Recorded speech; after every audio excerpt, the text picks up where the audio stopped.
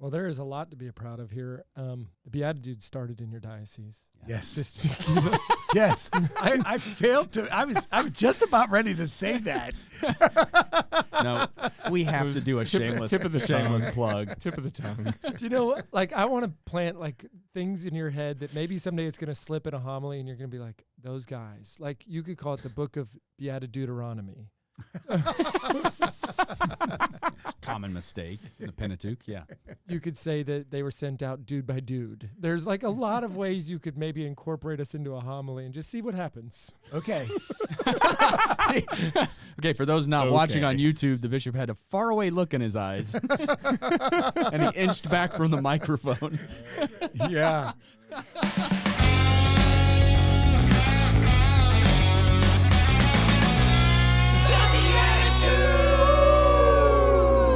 We are howling in studio for this Friday bonus edition of The Beatitudes, a show for Christian men seeking to grow in their holiness in this crazy modern world as they stay close to Jesus Christ and to one another in authentic fraternity rooted with humor, holiness, and humorness.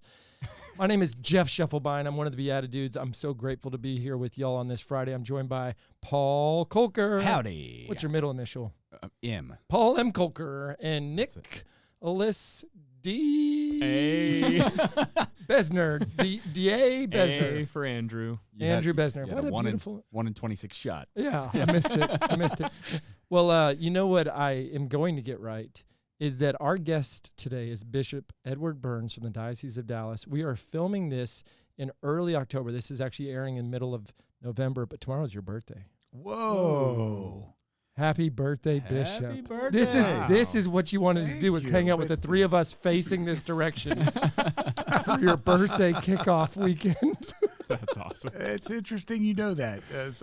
People sent me lots of stuff about you, and I just picked out the stuff that would be good for the Beatitude. No, Matt Kramer said don't forget his birthday's tomorrow. So, interesting. yeah, happy God bless birthday. Matt. Yeah, well, God bless you for being a great shepherd for us. Thanks. You know, it's interesting that tomorrow's the feast of Our Lady of the Most Holy Rosary. Mm-hmm. And I was baptized in the Church of Our Lady of the Most Holy Rosary. Whoa. And went to school at our Holy Rosary School. And, Awesome. And I had that day off because it was the parish feast day. Oh, I told my brother it's because I was special. You're lucky. You're welcome. Coincidence? Yeah, I don't think so. Gosh, that is awesome, though, that the lady's fingerprints are. That's exactly what I mentioned in the earlier segment, too. Yeah. You know, it's amazing. And the first parish assignment was Our Lady of Lourdes. My second assignment was Immaculate Conception. When I was then assigned to Juneau, the cathedral was the Nativity of the Blessed Virgin Mary. Wow. And then I remember praying before the image of Our Lady of Guadalupe in Mexico City in the shrine with some special needs. And it was soon after that I came to Dallas. And then you can only imagine when I found out the name of the cathedral here, you know, Our Lady of Guadalupe. Yeah. I love it. I love it. Well, listen, we had such a great first episode with you. We ended up mixing things up. Usually we'll do a question of the day, so we're going to kick over to Paul to do the Beatitudes. So we've got the TBD question of the day, the Beatitudes question. And the question is simply, and these can be just short and sweet answers, but what is a lesson that you learned from your mom or your dad, or both, I suppose, but what's a lesson that they imparted as you were growing up? You're going to nod at one of us to go first? Sure, yeah. Okay, I'll go first. I just last week had 2 kids in the hospital at the same time, and I reflected on this, that my parents taught me growing up, you never leave a kid alone in the hospital. Like, you find a way, and when we had 2 in the hospital at the same time in different parts, that finding the way was an incredible puzzle to pull off because there's still 4 at home, and they still got to eat and function. But I always loved that about my parents. Like, you never leave them alone.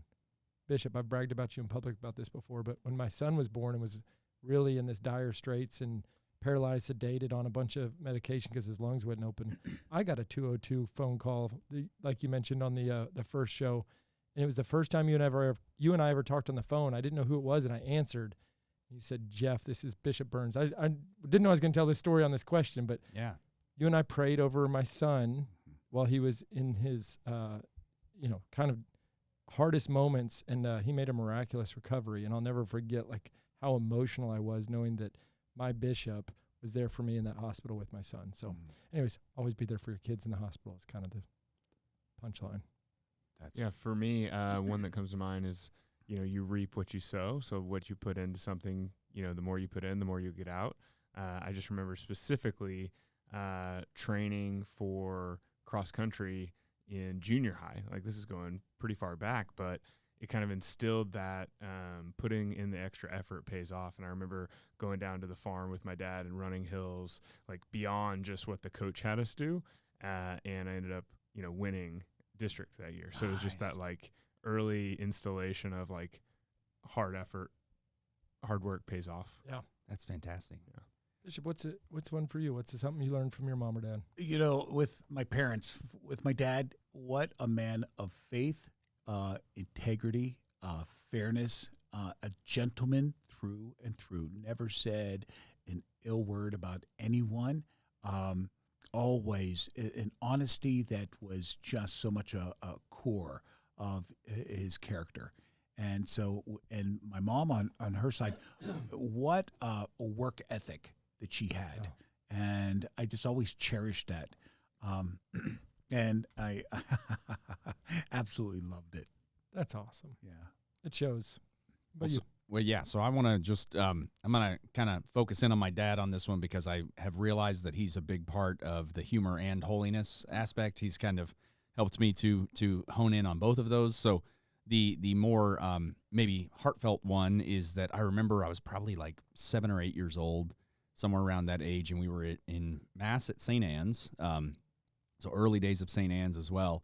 And I remember watching him after communion, and he had received on the hand, and he had noticed that there was like a crumb on his hand, and he was very careful about, not grabbing, but just touching it with his finger and making sure to place the rest in his mouth. And I just remember in that moment, I was like, oh, there's something going on here that's more than just, what meets the eye. And so that was a very real seed planted there for my faith as well at a young age. And then kind of the humor part, or the kind of funny part, I had a little bit later, I was probably 14, 15, had kind of one of the first heartbreaks that happens, when you start trying to date and figure out this whole thing of who are these girls and how does this work? And had a heartbreak, and my mom was walking through the kitchen, and she had like a basket of laundry or something she was carrying, and she walked through and then did a double take and backed up. My dad and I were sitting at the table in the kitchen. We each had a beer, and my mom was like, what are y'all doing? And my dad said, teaching them how to deal with girl problems. I'm fine. I turned out fine, but it was a fun, like, bro moment kind of with my dad of like, oh, yeah, okay, we can have a beer. This is him, And even the way he probably deadpanned your mom. Yeah. Like, yeah. Come on, this is what it is. This is what you do. Yeah. No, but I just remember that kind of helped inject some levity into the situation of just, try not to take things too seriously, even though, yes, it's a real problem, and it was a heartbreak, and he listened, and we talked it through. But it kind of helped to be like, oh, I'm also kind of an adult now. Like, it was a great moment. That's really, really cool. Yeah. Well, our parents have a lot to do with the way we turn out, but so do the priests that are shepherding us along the way. Mm-hmm. You have kicked off a very big process here in the Diocese of Dallas. I think the word synod was not well known until recently on the big global landscape, but you actually started a process for doing a Dallas Synod prior to, I think, the announcement coming out of Rome. Can you talk to us about kind of the whole kit and caboodle of what we're doing here in Dallas and what a synod is? Sure. A synod is actually a gathering within the church, a listening session, so as to bring forth resolutions that the priest, the religious, and the lay faithful vote on in order to show their advice to the bishop, what they would like to see. It was actually during the pandemic. And brothers, I got to tell you, I never thought that I would have had such an excruciating decision to make than to close churches. Can't imagine. And that our pews would go empty on Sunday, that no one would gather. When that global pandemic happened, then I moved into how best to stay connected. And the Diocese of Dallas never had a televised Mass. And so we started a televised Mass, and we got wonderful musicians. We got Dave and Lauren Moore, and I know Dave was on your program. What a good holy man. And Omar, and we have then televised Mass on the Fox network as well as Telemundo. And it starts all at the same time, the same moment on 4 different medias: cable, website, Instagram, and Facebook. Wow. And so it starts all at the same time. And let's face it, whenever you do something, you ask the Lord to bless your efforts. Mm-hmm. Well, the Lord blessed our efforts in such a beautiful way. I have to share with you, one woman wrote to me and said, "Bishop, you don't know, you have no grasp of how significant this is for me." She says, "My 2 sons serve in the military, and I don't have internet. I don't have a computer. I watch cable. But my sons and I raised them Catholic here in the diocese. We've been to many of the churches and things like that." She said, "I want to let you know, my one son is stationed in Iraq, my other one in Afghanistan. And they wake up in the middle of the night to watch Mass with their mom from the same parish, from the same priest, the same prayers, the same homily, the same church." And she said, "It just touches me to know I'm with my boys and they're with their mom in that, hellacious experience that they're going through, and the love of God, the love of their mom." So it just really touched my heart with all of that. And, it's indicative of how God brings good things even out of, our struggles and our challenges. But I knew I had to have a historic response to a historic global pandemic. And so that's whenever I made the decision to have a synod for the Diocese of Dallas. The last time there was a synod in the Diocese of Dallas was back in 1934, and it was convened by Bishop Lynch. Wow. Who was the 3rd bishop. Wow. The 3rd bishop of the diocese. I've heard of the high school. Yeah. Exactly. It's a real person. Exactly. So with that, I started the synod process. We have one person who is absolutely phenomenal, and her name is Lacey de la Garza, and doing such a phenomenal job with the synod process. And we have had scores of listening sessions.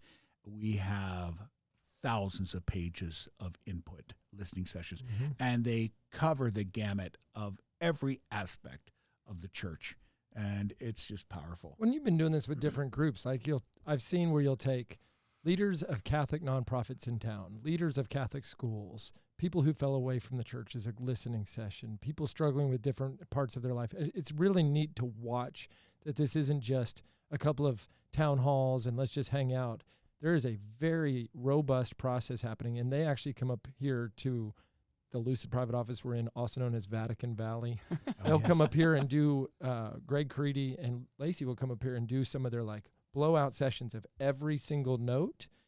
I'm telling you, ladies and gentlemen, if you've been a part of this process and you're in the Dallas Diocese, every single thing that's ever been written or submitted is read and prayed over and then kind of brought together to you in a way that you can actually digest without having to read thousands of individual note cards. It's been pretty incredible to watch this process play. Correct. And the actual synod will take place in December 2024.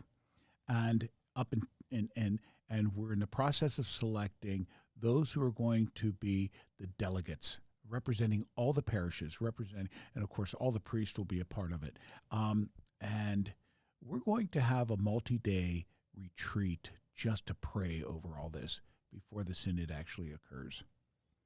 It's really awesome because it strikes me as a road to Emmaus type vision, right? Where you're walking with people who are maybe dejected or disappointed or frustrated with any number of things, right? Because there's so many topics, and so you're going to hear things from all different people from all walks of life and different experiences. And when the Lord was walking with those disciples on the road to Emmaus, he asks what they're talking about, and they say, have you not heard what's going on? And he's like, well, what things are bothering you, basically? And he just lets them kind of Exactly. dump it all out, and then he imparts the gospel. So it's Correct. yeah. There is the listening, and then there's the teaching, and then there's the sending. And when you call it a Emmaus moment, it really is like that.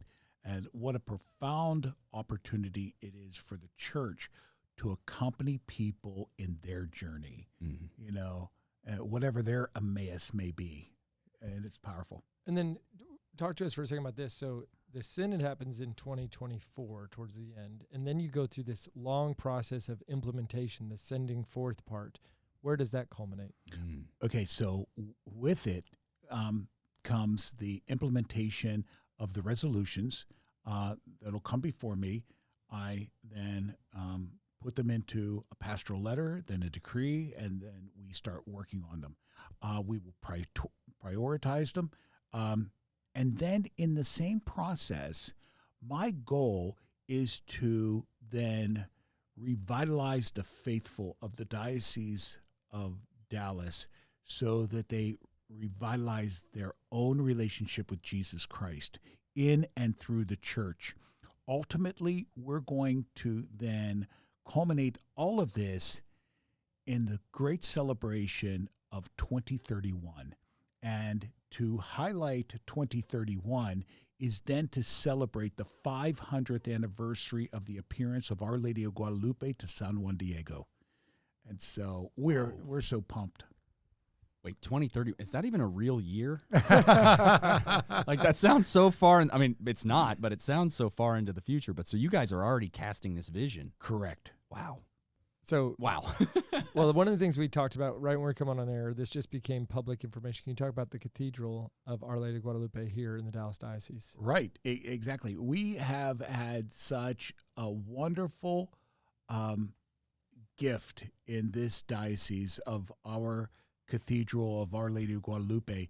The people have traveled from all over to be here, and at the same time, we utilize the Cathedral of Our Lady of Guadalupe as a real source of strength for so many people.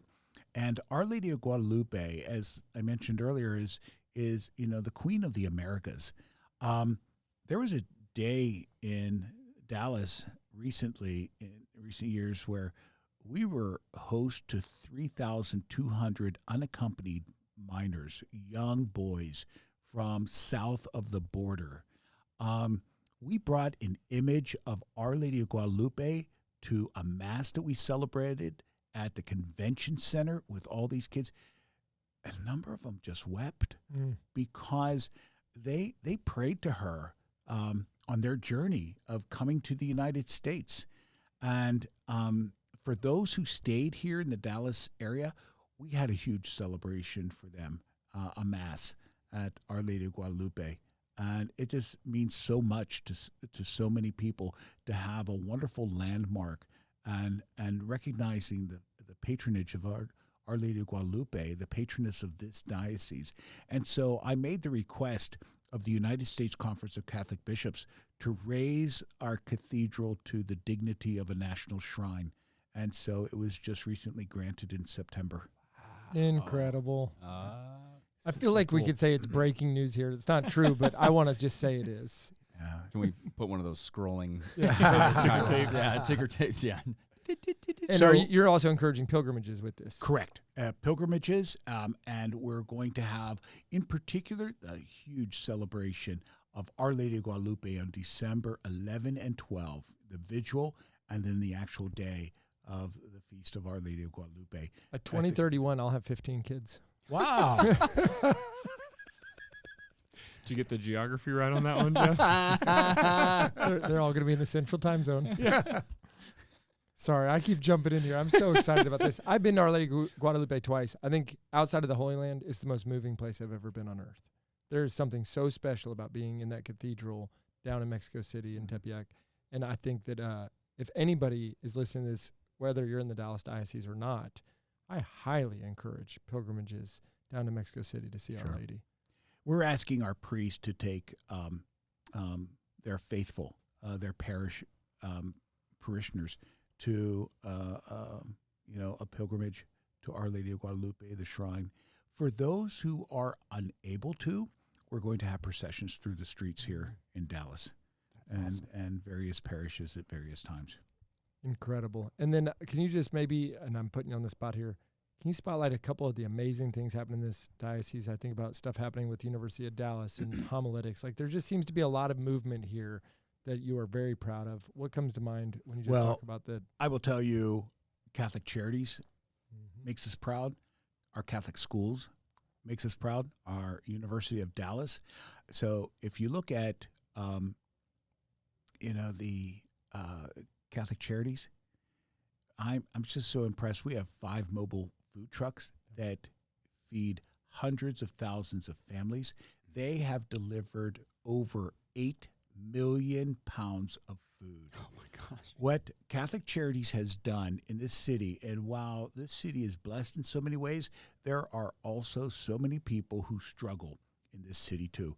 Catholic Charities has taken 500 homeless people off the street and have given them their own residence at the St. Jude centers that we have. And to hear those stories, and Cindy, who is the executive director of the centers, she tells how a homeless guy will come and she'll open the door to his studio apartment, with a kitchen, its own bath and balcony and new furniture and a flat screen TV. And this one guy looked and said to her, "And how many people will live in this room?" And she said, "It's yours." And he was in shock. And with it, the tears just started. And it's their own home. We had when we had our first person who died in this first St. Jude Center, because it's for the most vulnerable, 55 years and older. And when you're on the streets, you age faster. And when there was the first funeral for the first person who died at St. Jude, the understanding that this person died in their own home, was a blessing.